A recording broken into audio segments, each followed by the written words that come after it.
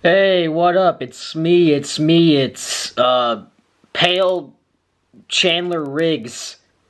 So my diary video I posted Jesus Christ, like a couple months ago now. I had to take that one down because of the fucking school problem. And they got pissed off at me. I was a diary of my principal. So I figured, you know what? Fuck the school. Today I'm doing diary of Steve Joel, the superintendent of Lincoln Public Schools. So without further ado, here we go. Oh, before I start, I should warn you, this one's much more fucking dark. Alright? I read through it. I didn't write this, alright? Fucking Steve Joel wrote it. Remember, it's a diary. Anyways. But I'm just warning you, if you're this is like most of my videos are PG-14 besides like all the swearing and stuff, but like this one's definitely PG fucking MA. Anyways, let's just get started. It's 4 a.m. Monday morning. My alarm plays the national anthem of the USSR on full blast. I wake up to the Communist Manifesto next to me, just like every other day. I get up from the cement floor because I can't afford a bed, or carpet, or regular people things. I have to sign a document every week at work that says I can be paid less than minimum wage. I do it because I lost my job at Walgreens for smoking Adderall behind the counter. I love Adderall so much, and at this point, it's the only thing that fuels me. But also, I got fired because of my intense kneecap fetish. Man, I love kneecaps. I stand up off the floor with a massive back pain because of how uneven the cement is. I mean, I guess I can't really complain considering it's the best room at the Lincoln Homeless Shelter. I step outside wearing a $10 oversized suit that I've been wearing for a week. I should really clean it, but every time I try to clean my clothes in Branched Oak Lake, the park rangers shoo me away with a broom, like a raccoon. I wake up at 4 in the morning, but I don't have to get to work till 8. I use this extra time to make ends meet with my Uber driving job. I don't give a fuck if I have a 1-star rating. If the customers don't like being dragged around in my windowless 1971 Ford Pinto, then they can just lick my old man gray pube-covered egg basket. And by egg basket, I obviously referring to my nut-covered scrotum. Anyways, back to the story. I hopped in the Pinto that I stole from the hospital parking lot and siphoned gas out of the car next to me to get to work. After a long day of dragging thoughts in my wagon, it's time to get to work. I get to the office and notice there's almost 4 feet of snow burying the parking lot. My Pinto stops moving and backfires. I get out, kick the tires, and scream, "Fuck it! If my car ain't gonna work, then the little shits that go to my schools will!" My advisor comes out in the parking lot and overhears me and says, "Sir, we already canceled school. There's a blizzard. Plus, it's already 9 o'clock. As he rambles on, I go to the back of my car, open up the trunk, I move the secret collection of powdered Adderall pills, and pick up a flask. I open it, drink it all in one mighty gulp, close it, and put it back in my trunk. I close the trunk and get real close to my advisor. "What did you say to me, boy?" Sir, we have to cancel school." I step closer to him and corner him into the wall so he can smell the alcohol on my breath. "Say that to me again." My advisor gets close to the wall as he can, and he says, I suppose we can call the families back and tell them that school is still scheduled." I squint my eyes at him and say, "That's what I thought." I headbutt the advisor's nose and spit on him while he's on the ground. "And don't you forget, you work for Joel." I step inside and go to my office. There's no heat or lighting in my office because I spent all of Lincoln Public Schools' budget on my Adderall pill addiction. And frankly, I don't give a rat's ass. Adderall comes first, then kneecap fetish porn, and then having my coworkers fear me. And that's the only 3 things I live for. Ugh.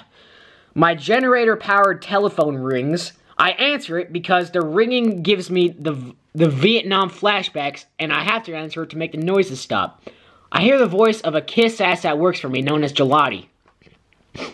"Sir, we have a problem." "What is it, floppy tits?" One of our students in the special needs class named Markel Jackson, he keeps coming to school butt-ass naked, just screaming and jumping around on desks and stuff. Our security tried to cover him up with a towel or something, but, I mean, you gotta understand, this kid's like 7 feet tall, and you can't teach that. He keeps bouncing around the halls and pitching kids' nipples and shit. It's fucking weird. As Principal Gelati continues to talk about some flamboyant African-American student, I put the phone down while he is talking and snort a 3-foot line of powdered Smarties. Did I say I was addicted to Adderall? Because I might have said that while I was getting a contact high from snorting Smarties. Every time someone sees me snorting Smarties, they say, "What the fuck? Are you seriously snorting Smarties? You know that shit doesn't even get you high, right? Like, what are you, in middle school?" But I don't care. Snorting Smarties is my life. Apart from my raging kneecap fetish. That part was true. I get lost deep in thought about snorting Smarties. And... wait, I lost my place, sorry. I get lost deep in thought about my Smartie snorting addiction, and I pick up the phone again.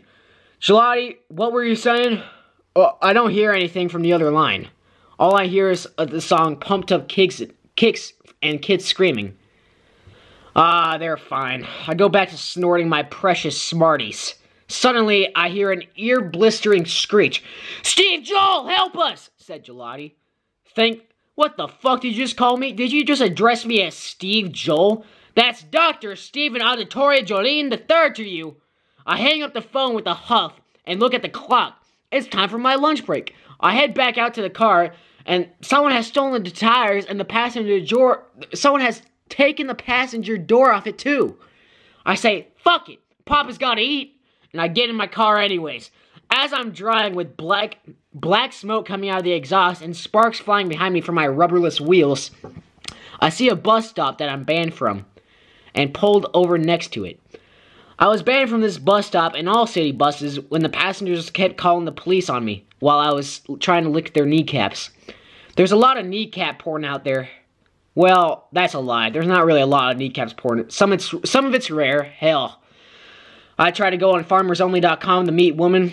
Most of them did not agree to meet me in the homeless shelter cafeteria, but it's the only place that I can afford. But the ones that did agree to meet me there were for some reason turned off when I asked them to lick their kneecaps.